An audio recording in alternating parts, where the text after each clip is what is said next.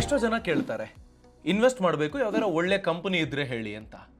ಎಂಥ ಕಂಪನಿಲಿ ಹೂಡಿಕೆ ಮಾಡಿದ್ರೆ ಹೆಚ್ಚು ದುಡ್ಡು ಮಾಡಬಹುದು, ಫ್ಯೂಚರಿಸ್ಟಿಕ್ ಬಿಸ್ನೆಸ್ ಇದ್ದು ಅದರ ಮೇಲೆ ಹಣ ಹಾಕಿದ್ರೆ ನಿಮ್ಮ ಹಣನೂ ಬೆಳೆಯುತ್ತೆ.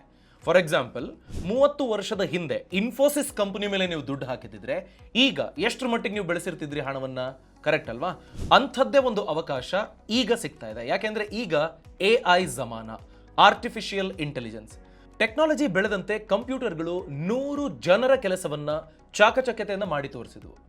ಈಗ ಆ ಕಂಪ್ಯೂಟರ್ಗಳಿಗೆ ಫೀಡ್ ಮಾಡೋದಕ್ಕೆ ಮನುಷ್ಯ ಏನು ಕೆಲಸ ಮಾಡ್ತಿದ್ದ ಅಲ್ವಾ, ಆ ಕೆಲಸನೂ ಮಾಡಿಕೊಡೋದಕ್ಕೆ ಆರ್ಟಿಫಿಷಿಯಲ್ ಇಂಟೆಲಿಜೆನ್ಸ್ ಮುಂದೆ ಬರ್ತಾ ಇದೆ. ಅಂಥ ಕ್ಷೇತ್ರದಲ್ಲಿ ಕೆಲಸ ಮಾಡುತ್ತಿರುವ ಬಹಳ ಫ್ಯೂಚರಿಸ್ಟಿಕ್ ಅನಿಸಿಕೊಂಡಿರುವ ಒಂದು ಕಂಪನಿ IPOಗೆ ಹೋಗ್ತಾ ಇದೆ, ಇನಿಷಿಯಲ್ ಪಬ್ಲಿಕ್ ಆಫರಿಂಗ್. ಸೊ ಈ ಭವಿಷ್ಯತ್ತಿನ ಟೆಕ್ನಾಲಜಿ ಮೇಲೆ ಕೆಲಸ ಮಾಡ್ತಿರೋ ಕಂಪನಿಲಿ ನೀವು ಹಣ ಹಾಕಿದ್ರೆ ಕಂಪನಿ ಬೆಳೆದ ಹಾಗೆ ನಿಮ್ಮ ಹಣನೂ ಬೆಳೆಯುತ್ತೆ, ಲಾಸ್ ಆದ್ರೆ ನಿಮ್ಮ ಹಣನೂ ಲಾಸ್ ಆಗುತ್ತೆ. ಸೊ ಹೆಕ್ಸಾವೇರ್ ಟೆಕ್ನಾಲಜೀಸ್ ಅನ್ನೋ ಕಂಪನಿ IPOಗೆ ಹೋಗ್ತಿದೆ. ಆರ್ಟಿಫಿಷಿಯಲ್ ಇಂಟೆಲಿಜೆನ್ಸ್ ಮೇಲೆ ಇವರು ಹೆಚ್ಚು ಕೆಲಸವನ್ನು ಮಾಡ್ತಾ ಇರೋದು. 8,750 ಕೋಟಿ ಕಲೆಕ್ಟ್ ಮಾಡೋದಕ್ಕೆ ಮುಂದೆ ಬರ್ತಾ ಇದ್ದಾರೆ. ಕಂಪನಿ ಬಿಸ್ನೆಸ್ ಹೇಗಿದೆ, ಎಷ್ಟು ಲಾಭ ಮಾಡ್ತಿದೆ, ಕಾಂಪಿಟೇಟರ್ಸ್ ಯಾರ್ಯಾರಿದ್ದಾರೆ, ಏನೇನು ಸರ್ವಿಸಸ್ ಕೊಡ್ತಾ ಇದ್ದಾರೆ, ಈ ಎಲ್ಲದರ ಬಗ್ಗೆ ಈ ವಿಡಿಯೋದಲ್ಲಿ ಡೀಟೇಲ್ ಆಗಿ ನಾನು ತಿಳಿಸ್ಕೊಡ್ತೀನಿ. ವಿಡಿಯೋ ಪೂರ್ತಿ ನೋಡಿ. ನಮಸ್ಕಾರ, ನಾನು ಅಭಿಷೇಕ್ ರಾಮಪ್ಪ. ಹೆಕ್ಸಾವೇರ್ ಟೆಕ್ನಾಲಜೀಸ್ ಅನ್ನೋ ಕಂಪನಿ ಸ್ಟಾರ್ಟ್ ಆಗಿದ್ದು 1992ರಲ್ಲಿ. ಈ ಕಂಪನಿಯ ಹೆಡ್ ಕ್ವಾರ್ಟರ್ಸ್ ಇರೋದು ನವಿ ಮುಂಬೈ. ಸೊ ಈ ಕಂಪನಿ ಈಗ ಡಿಜಿಟಲ್ ಮತ್ತು ಟೆಕ್ನಾಲಜಿ ಸರ್ವಿಸಸ್ ನಲ್ಲಿ ಗ್ಲೋಬಲ್ ಲೀಡರ್ ಅನಿಸಿಕೊಳ್ತಾ ಇದೆ. ಗ್ಲೋಬಲ್ ಲೀಡರ್ ಯಾಕಪ್ಪ ಅಂದ್ರೆ ಭಾರತ ಮಾತ್ರ ಅಲ್ಲ, ಇವರು ಅಮೆರಿಕ, ಯುರೋಪು, ಏಷ್ಯಾ ಪೆಸಿಫಿಕ್ ಈ ತರ ವಿದೇಶಗಳಲ್ಲಿ ಹೆಚ್ಚು ತಮ್ಮನ್ನು ತಾವು ವ್ಯಾಪಿಸಿಕೊಂಡಿದ್ದಾರೆ. ಎಷ್ಟರ ಮಟ್ಟಿಗೆ ಅಂದ್ರೆ ಫಾರ್ಚೂನ್ 500 ಕಂಪನೀಸ್ ಬಗ್ಗೆ ಕೇಳಿದ್ದೀರಾ? ದಿ ಬೆಸ್ಟ್, ಜಗತ್ತಿನ ಬೆಸ್ಟ್ 500 ಕಂಪನಿಗಳು ಅಂತ ನೀವು ನೋಡಿದ್ರೆ ಫಾರ್ಚೂನ್ 500 ಕಂಪನಿಗಳು ಅಂತ ಬರ್ತವೆ. ಈ ಫಾರ್ಚೂನ್ 500 ಕ್ಯಾಟಗರಿಯ 30 ಕಂಪನಿಗಳಿಗೆ ಹೆಕ್ಸಾವೇರ್ ಟೆಕ್ನಾಲಜೀಸ್ ಸರ್ವಿಸ್ ಅನ್ನ ಕೊಡ್ತಾ ಇದೆ. 28 ದೇಶಗಳಲ್ಲಿ ಇವರ ಸರ್ವಿಸ್ ಅನ್ನು ಪಡ್ಕೊಳ್ತಿರೋರಿದ್ದಾರೆ. ಇವರ ವರ್ಕ್ ಫೋರ್ಸ್ 31,870 ಪ್ರೊಫೆಷನಲ್ಸ್. ಸೊ ತುಂಬಾ ದೊಡ್ಡ ಮಟ್ಟದಲ್ಲಿ ವ್ಯಾಪಿಸ್ತಿರುವ ಕಂಪನಿ ಇನ್ನೂ ಹೆಚ್ಚಿನ ಮಟ್ಟಕ್ಕೆ ಬೆಳಿಬೇಕು ಅಂತ IPOಗೆ ಹೋಗ್ತಿರೋದು. ಹಾಗಾದ್ರೆ ಈ ಕಂಪನಿ ಕೊಡುವ ಸರ್ವಿಸ್ ಎಂಥದ್ದು, ಯಾವ ಸೆಕ್ಟರ್ಗೆ? ಕ್ವಿಕ್ ಆಗಿ ನೋಡೋಣ. ಫಿನಾನ್ಷಿಯಲ್ ಸರ್ವಿಸಸ್ ಅಂದ್ರೆ ಬ್ಯಾಂಕ್ಗಳಿಗೆ ಅಸೆಟ್ ಮ್ಯಾನೇಜ್ಮೆಂಟ್ ಮಾಡುವಂತಹ ಕಂಪನಿಗಳಿಗೆ ಸರ್ವಿಸ್ ಕೊಡ್ತಾರೆ. ಹೆಲ್ತ್ ಕೇರ್ ಮತ್ತು ಇನ್ಶೂರೆನ್ಸ್ ಕಂಪನಿಗೆ, ಮ್ಯಾನುಫ್ಯಾಕ್ಚರಿಂಗ್ ಮತ್ತು ಕನ್ಸ್ಯೂಮರ್ ಓರಿಯೆಂಟೆಡ್ ಬಿಸ್ನೆಸ್ಗಳಿಗೆ, ಮತ್ತು ಹೈಟೆಕ್ ಹಾಗೂ ಪ್ರೊಫೆಷನಲ್ ಸರ್ವಿಸ್ಗಳು, ಟ್ರಾವೆಲ್ ಅಂಡ್ ಟ್ರಾನ್ಸ್ಪೋರ್ಟೇಷನ್, ಈ ಎಲ್ಲ ಸರ್ವಿಸ್ಗಳಿಗೆ ಅವರು artificial intelligence, automation, digital related transformation, data safety, ಈ ತರದ ಸರ್ವಿಸ್ಗಳನ್ನ ಇವರೇ ಡಿಸೈನ್ ಮಾಡಿ ಅಥವಾ ಅವರಿಗೆ ಏನು ಬೇಡಿಕೆ ಇದೆಯೋ ಆ ಬೇಡಿಕೆಗೆ ಬಿಲ್ಡ್ ಮಾಡಿ ಕೊಡ್ತಾರೆ. ಅಥವಾ ಈಗಿರುವ ಎಕ್ಸಿಸ್ಟಿಂಗ್ ಸಿಸ್ಟಮ್ ಅನ್ನ ರನ್ ಮಾಡಿ ಕೊಡ್ತಾರೆ. ಎಕ್ಸಿಸ್ಟಿಂಗ್ ಸಿಸ್ಟಮ್ ಹ್ಯೂಮನ್ ಆಪರೇಟೆಡ್ ಇದೆ, ಅದು ಆಟೋಮ್ಯಾಟಿಕ್ ಆಗಬೇಕು. ಯಾವುದೋ ಒಂದು ಸಾಫ್ಟ್ವೇರ್ ಮಾಡಿಕೊಡಿ, ಆಟೋಮ್ಯಾಟಿಕಲಿ ಆ ಕೆಲಸ ಆಗಬೇಕು, ಅಂಥದ್ದನ್ನು ಇವರು ಮಾಡಿಕೊಡ್ತಾರೆ. ಸೊ ಹೀಗೆ ಫ್ಯೂಚರಿಸ್ಟಿಕ್ ಬಿಸ್ನೆಸ್ ಅನ್ನ ಈ ಎಲ್ಲ ಸೆಕ್ಟರ್ಗಳಲ್ಲಿ ಇವರು ಕೊಡ್ತಿದ್ದಾರೆ. ಸೊ ಯಾವ ತರದ ಕಂಪನಿಗಳು ಇವರ ಸರ್ವಿಸ್ ಅನ್ನ ಹೆಚ್ಚು ಪಡ್ಕೊಳ್ತಿದ್ದಾರೆ ಅದ್ರ ಬಗ್ಗೆ ಒಂದು ಲಿಸ್ಟ್ ಅವರು ಡ್ರಾಫ್ಟ್ ರೆಡ್ ಹರಿಂಗ್ ಪ್ರಾಸ್ಪೆಕ್ಟಸ್ ನಲ್ಲಿ ಚರ್ಚೆ ಮಾಡಿದ್ದಾರೆ. ಅದ್ರ ಬಗ್ಗೆ ನಾನು ಹೇಳ್ತಾ ಹೋಗ್ತೀನಿ, ಕೇಳಿಸ್ಕೊಳ್ಳಿ. ಅಸೆಟ್ ಅಂಡರ್ ಮ್ಯಾನೇಜ್ಮೆಂಟ್ ಮಾಡುವಂತ ವಿಶ್ವದ 50 ದೊಡ್ಡ ಕಂಪನಿಗಳಲ್ಲಿ 11 ಕಂಪನಿಗಳು ಇವರ ಸರ್ವಿಸ್ ಅನ್ನ ಪಡ್ಕೊಳ್ತಿದ್ದಾರೆ. ಗ್ಲೋಬಲ್ ಲೈಫ್ ಸೈನ್ಸಸ್ ಆ ಕ್ಷೇತ್ರದಲ್ಲಿ ಕೆಲಸ ಮಾಡುವ ಟಾಪ್ 10 ಕಂಪನಿಗಳಲ್ಲಿ 3 ಕಂಪನಿಗಳು ಇವರ ಸರ್ವಿಸ್ ಪಡ್ಕೊಳ್ತಾರೆ. ಗ್ಲೋಬಲ್ ಇನ್ಶೂರೆನ್ಸ್ ಫರ್ಮ್ಗಳು ಟಾಪ್ 20 ಏನ್ ಕಂಪನಿಗಳಿದ್ದಾವೆ ಅದರಲ್ಲಿ 5 ಕಂಪನಿಗಳು ಇವರ ಸರ್ವಿಸ್ ಅನ್ನು ಪಡ್ಕೊಳ್ತಿದ್ದಾರೆ. ಮ್ಯಾನುಫ್ಯಾಕ್ಚರಿಂಗ್ ಆರ್ಗನೈಸೇಷನ್ಸ್ ವಿಶ್ವದ 5 ಬೆಸ್ಟ್ ಕಂಪನಿಗಳಲ್ಲಿ 3 ಕಂಪನಿಗಳು ಇವರ ಸರ್ವಿಸ್ ಅನ್ನು ಪಡ್ಕೊಳ್ತಿದ್ದಾರೆ. ಸೊ ಹೀಗೆ ವಿಶ್ವದ ಫಾರ್ಚೂನ್ 500 ಕಂಪನಿಗಳಲ್ಲಿ 30 ಕಂಪನಿಗಳು ಹೆಕ್ಸಾವೇರ್ ಟೆಕ್ನಾಲಜೀಸ್ ಕಂಪನಿಯ ಸೇವೆಯನ್ನು ಪಡ್ಕೊಳ್ತಿದ್ದಾರೆ.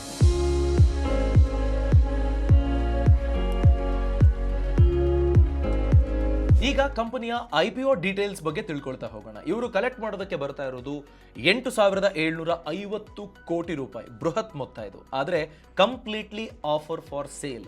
ಪ್ರಮೋಟರ್ಸ್ ಯಾರಿದ್ದಾರೆ ಅವರ ಜೇಬಿಗೆ ಈ 8,350,000 ಕೋಟಿ ಹೋಗುತ್ತೆ.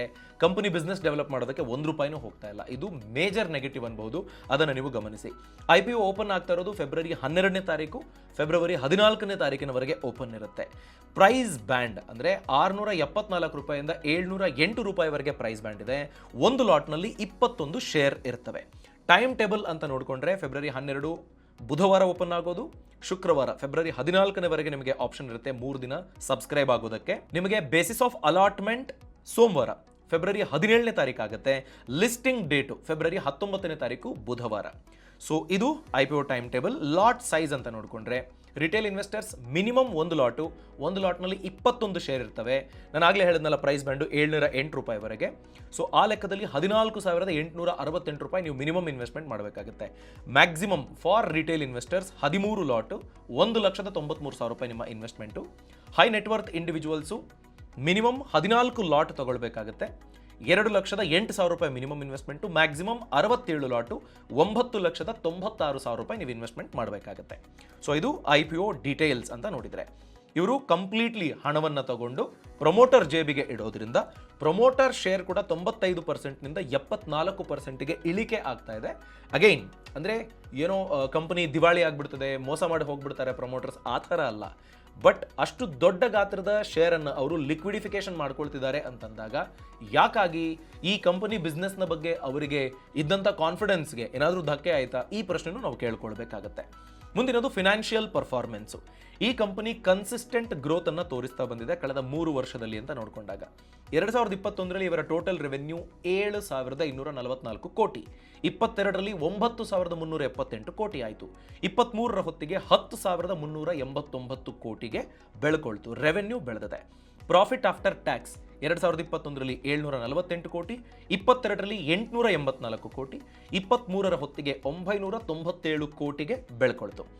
ನೆಟ್ ಪ್ರಾಫಿಟ್ ಮಾರ್ಜಿನ್ 10% ಇತ್ತು 2021ರಲ್ಲಿ, 2022ರಲ್ಲಿ 9.4%ಗೆ ಕುಸಿಯಿತು, 2023ರಲ್ಲಿ 9.6%ಗೆ ಒಂದು ಮೈಲ್ಡ್ ಗ್ರೋತ್ ಅನ್ನು ತೋರಿಸ್ತಾ ಇದೆ.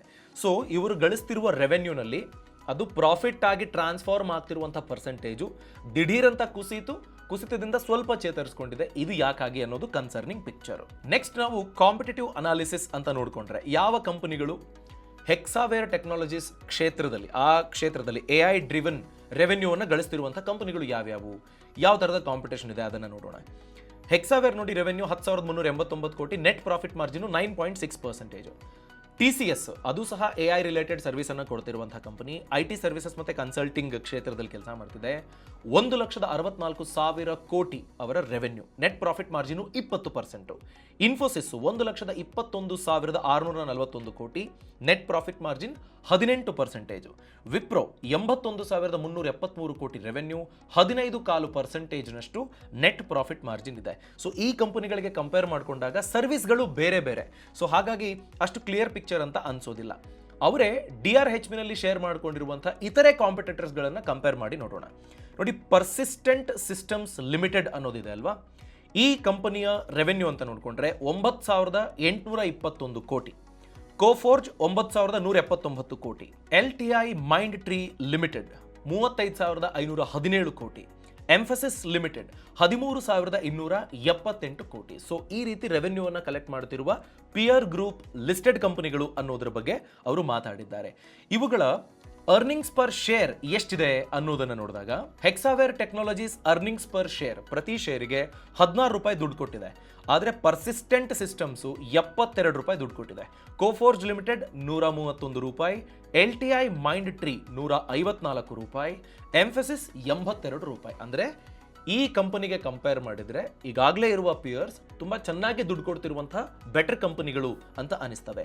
ರಿಟರ್ನ್ ಆನ್ ನೆಟ್ವರ್ತ್ ಅಂತ ನೋಡಿಕೊಂಡಾಗ ಸ್ವಲ್ಪ ಇಂಟ್ರೆಸ್ಟಿಂಗ್ ಪಿಕ್ಚರ್ ಇಲ್ಲಿ ಕಾಣೋದಕ್ಕೆ ಸಿಗುತ್ತೆ. ಯಾಕೆ ಅಂತಂದರೆ 23% ಇದೆ ರಿಟರ್ನ್ ಆನ್ ನೆಟ್ವರ್ತ್ ಹೆಕ್ಸಾವೇರ್ಗೆ, ಪರ್ಸಿಸ್ಟೆಂಟ್ಗೆ 22%, ಕೋಫೋರ್ಜ್ಗೆ 23%, LTI Mindtree 22%, Mphasis 17%. So ಆ ಲೆಕ್ಕದಲ್ಲಿ ರಿಟರ್ನ್ ಆನ್ ನೆಟ್ವರ್ತ್ ಲೆಕ್ಕದಲ್ಲಿ ಈ ಕಂಪನಿ ಅದೇ ಕಂಪನಿಗಳ ಸುತ್ತಮುತ್ತ ಬರುತ್ತೆ.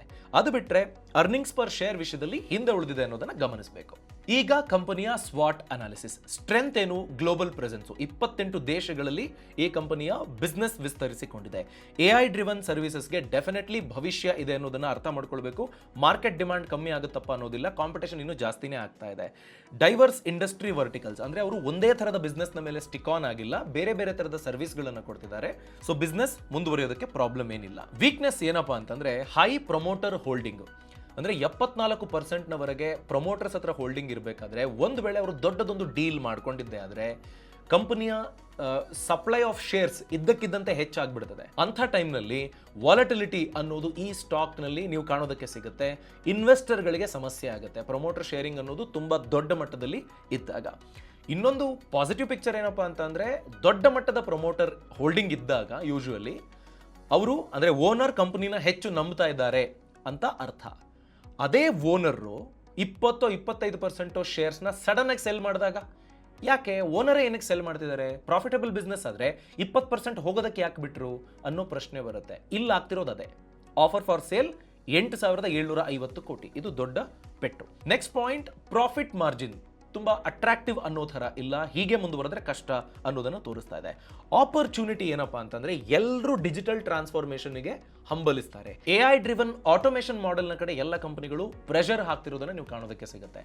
ಆ ಕ್ಷೇತ್ರದಲ್ಲೇ ಈ ಕಂಪನಿ ಇರೋದ್ರಿಂದ ಬೆಳೆಯೋದಕ್ಕೆ ಬಹುದೊಡ್ಡ ಅವಕಾಶ. ಥ್ರೆಟ್, ಅಪಾಯ ಏನಪ್ಪಾ ಅಂತಂದ್ರೆ ಈ ಕಂಪನಿಗೆ ಇನ್ನಿಲ್ಲದ ಕಾಂಪಿಟೇಷನ್ ಇದೆ. 1.5 ಲಕ್ಷ ಕೋಟಿಯಷ್ಟು ರೆವೆನ್ಯೂ ಅನ್ನು ಮಾಡುವಂಥ ಕಂಪನಿಗಳ ಜೊತೆಗೆ ಈ ಕಂಪನಿ ಸೆಣಸಬೇಕಾಗತ್ತೆ. ಸೊ ಇದು ಬಹುದೊಡ್ಡ ಕಾಂಪಿಟೇಷನ್ನು. ಮತ್ತೆ ಗ್ಲೋಬಲ್ ಎಕನಾಮಿಕ್ ಕಂಡೀಷನ್ಸು, ಒಂದು ವೇಳೆ ಇವರಿಗೆ ಅಮೆರಿಕ, ಯುರೋಪು ಇಂಥ ಕಡೆ ವ್ಯಾಪಾರ ಹೆಚ್ಚಿಗೆ ಮಾಡ್ತಿರೋದ್ರಿಂದ, ಅಮೆರಿಕದ ಮೇಲೆ ಹೆಚ್ಚು ಡಿಪೆಂಡೆನ್ಸಿ ಇರೋದ್ರಿಂದ, ಒಂದು ವೇಳೆ ಅಲ್ಲೇನೋ ಕಾನೂನು ಆಚೆ ಈಚೆ ಆಯ್ತಪ್ಪ, ಡಾಟಾ ಸೆಕ್ಯೂರಿಟಿ ಬಗ್ಗೆ ಏನೋ ಒಂದು ನಿಯಮ ಬಂತು, ಇವರು ಅದನ್ನು ಕಂಪ್ಲೈ ಮಾಡೋಕ್ಕಾಗಲಿಲ್ಲ, ಮುಗೀತು ಕತೆ, ಬಿಸ್ನೆಸ್ಗೆ ಬಹುದೊಡ್ಡ ಹೊಡೆತ ಬೀಳುತ್ತೆ. ಸೊ ಅಂಥ ಅಪಾಯ ಇರುವಂಥ ಕ್ಷೇತ್ರದಲ್ಲಿ ಈ ಕಂಪನಿ ಇದೆ. ಸೊ ಗ್ರೇ ಮಾರ್ಕೆಟ್ ಪ್ರೀಮಿಯಂ ಎಷ್ಟಿದೆ ಅಂತ ನೋಡಿಕೊಂಡ್ರೆ, ಇವತ್ತು ಫೆಬ್ರವರಿ 6ನೇ ತಾರೀಕು ನಾನು ವಿಡಿಯೋ ಮಾಡ್ತಾ ಇರೋದು. ಇನ್ನು 12ನೇ ತಾರೀಕು ಈ ಕಂಪನಿಯ IPO ಓಪನ್ ಆಗೋದು. ಇದಕ್ಕೆ ಮುಂಚೆನೆ ಆಲ್ಮೋಸ್ಟ್ 3%ನವರೆಗೆ ಗ್ರೇ ಮಾರ್ಕೆಟ್ ಪ್ರೀಮಿಯಂ ಕಾಣೋದಕ್ಕೆ ಸಿಗ್ತಾ ಇದೆ. ಡೆಫಿನೆಟ್ಲಿ 12ರ ಹೊತ್ತಿಗೆ ಇದು double digit grey market premium ಅನ್ನ ಕ್ರಾಸ್ ಆಗೇ ಆಗುತ್ತೆ. ಫ್ಯೂಚರಿಸ್ಟಿಕ್ ಬಿಸ್ನೆಸ್ ಆಗಿರೋದ್ರಿಂದ ಡೆಫಿನೆಟ್ಲಿ ಲಿಸ್ಟಿಂಗ್ ಗೇನ್ಸ್ ಅನ್ನು ನೀವು ಹೆಚ್ಚು ಎಕ್ಸ್ಪೆಕ್ಟ್ ಮಾಡೋದಕ್ಕೆ ಅವಕಾಶ ಇದೆ. ಹಾಗಾದ್ರೆ ಈ ಕಂಪನಿ ಮೇಲೆ ನಾವು ಹೂಡಿಕೆ ಮಾಡಬೇಕಾ ಬೇಡವಾ? ಶಾರ್ಟ್ ಟರ್ಮಲ್ಲಂತೂ ಈ ಕಂಪನಿಯ ಗ್ರೋತ್ ಬಗ್ಗೆ ಯಾವುದೇ ಡೌಟ್ ಬೇಡ. AI ಡ್ರಿವನ್ ಬಿಸ್ನೆಸ್ ಮಾಡೆಲ್ ಆಗಿರೋದ್ರಿಂದ, ಇವರು ವಿಶ್ವದ 28 ದೇಶಗಳಿಗೆ ಕೊಡ್ತಾ ಇರೋದ್ರಿಂದ ಬೆಳವಣಿಗೆ ಅಂತೂ ಡೆಫಿನೆಟ್ಲಿ ಆಗುತ್ತೆ. ಶಾರ್ಟ್ ಟರ್ಮ್ಗಂತೂ ನೀವು ಆರಾಮ್ಸೆ ಇದರಲ್ಲಿ ಇನ್ವೆಸ್ಟ್ ಮಾಡೋದ್ರ ಬಗ್ಗೆ ಆಲೋಚನೆ ಮಾಡಬಹುದು. ಬಟ್ ಲಾಂಗ್ ರನ್ ಅಲ್ಲಿ ಈ ಕಂಪನಿ ಯಾವ ತರದ ಸರ್ವಿಸ್ ಅನ್ನ ಕೊಡುತ್ತೆ, ಕಾಂಪಿಟೇಷನ್ ನ ಹೇಗೆ ಬೀಟ್ ಮಾಡುತ್ತೆ ಅನ್ನೋ ಆಧಾರದ ಮೇರೆಗೆ ನಾನು 20 ವರ್ಷ 25 ವರ್ಷ ಆ ಥರ ನೀವು ಈ ಕಂಪನಿಲಿ ಹೂಡಿಕೆ ಮಾಡಬೇಕಾ ಬೇಡವಾ ಅನ್ನೋ ಡಿಸಿಷನ್ ಅನ್ನ ನೀವು ಕೈಗೊಳ್ಳಬಹುದು. ಶಾರ್ಟ್ ಟರ್ಮ್ಗೆ ಸಮಸ್ಯೆ ಇಲ್ಲ. ಲಿಸ್ಟಿಂಗ್ ಡೇ ಗೇನ್ಸ್ ಅನ್ನು ಉತ್ತಮ ಮಟ್ಟದಲ್ಲಿ ನೀವು ಎಕ್ಸ್ಪೆಕ್ಟ್ ಮಾಡೋದಕ್ಕೆ ಅವಕಾಶ ಇದೆ. ಸೊ ಇದು ಹೆಕ್ಸಾವೇರ್ ಟೆಕ್ನಾಲಜೀಸ್ ಕುರಿತಾದ IPO ಡೀಟೇಲ್ಸ್. ನೀವು ಈ ಮಾಹಿತಿಯನ್ನು ಇಷ್ಟಪಡೋದೇ ಆದರೆ ಲೈಕ್ ಮಾಡಿ, ನಿಮ್ಮ ಅಭಿಪ್ರಾಯನ ಕಮೆಂಟ್ ಸೆಕ್ಷನ್ ಅಲ್ಲಿ ತಿಳಿಸಿ. ಇಂಥ ಇನ್ನಷ್ಟು ಮಾಹಿತಿ ತಿಳ್ಕೊಳ್ಬೇಕು ಅನ್ನೋದಾದ್ರೆ ನಮ್ಮ ಯೂಟ್ಯೂಬ್ ಚಾನಲ್ಗೆ ಸಬ್ಸ್ಕ್ರೈಬ್ ಆಗಿ ಬೆಲ್ ಐಕಾನ್ ಮರೆಯದೆ ಕ್ಲಿಕ್ ಮಾಡಿ. ನಾನು ಇನ್ವೆಸ್ಟ್ಮೆಂಟ್ ಬಗ್ಗೆ ಹೆಚ್ಚು ಕಲಿಬೇಕು, ಸ್ಟಾಕ್ ಮಾರ್ಕೆಟ್, ಮ್ಯೂಚುವಲ್ ಫಂಡ್ ಬಗ್ಗೆ ಇಂಟ್ರೆಸ್ಟ್ ಇದೆ ಅನ್ನೋದಾದ್ರೆ ಡಿಸ್ಕ್ರಿಪ್ಷನ್ ಅಲ್ಲಿ ಲಿಂಕ್ ಇದೆ. ಫ್ರೀಡಮ್ ಆ್ಯಪ್ ಈ ಕೂಡಲೇ ಡೌನ್ಲೋಡ್ ಮಾಡ್ಕೊಳ್ಳಿ. ಫ್ರೀಡಮ್ ಆ್ಯಪ್ ನಲ್ಲಿ ನೀವು ಪರ್ಸನಲ್ ಫಿನಾನ್ಸು, ಬಿಸ್ನೆಸ್, ಅಗ್ರಿಕಲ್ಚರು ಈ ಬಗ್ಗೆ ಎಕ್ಸ್ಪರ್ಟ್ಗಳು ಹೇಳ್ಕೊಟ್ಟಿರುವ ಕೋರ್ಸ್ಗಳಿಂದ ನೀವು ಕಲಿಬಹುದು. ಈಗ ನ್ಯೂ ಇಯರ್ ಆಫರ್ ಕೂಡ ನಡೀತಿರೋದ್ರಿಂದ 399 ರೂಪಾಯಿ ನೀವು ಪೇ ಮಾಡಿದ್ರೆ 500ಕ್ಕೂ ಹೆಚ್ಚು ಕೋರ್ಸ್ಗಳಿಗೆ ಆಕ್ಸೆಸ್ ಅನ್ನು ಪಡ್ಕೊಳ್ತೀರಿ. ಈ ಕೂಡಲೇ ಡೌನ್ಲೋಡ್ ಮಾಡ್ಕೊಳ್ಳಿ, ಕಲಿಯೋದಕ್ಕೆ ಸ್ಟಾರ್ಟ್ ಮಾಡಿ. Thanks for watching.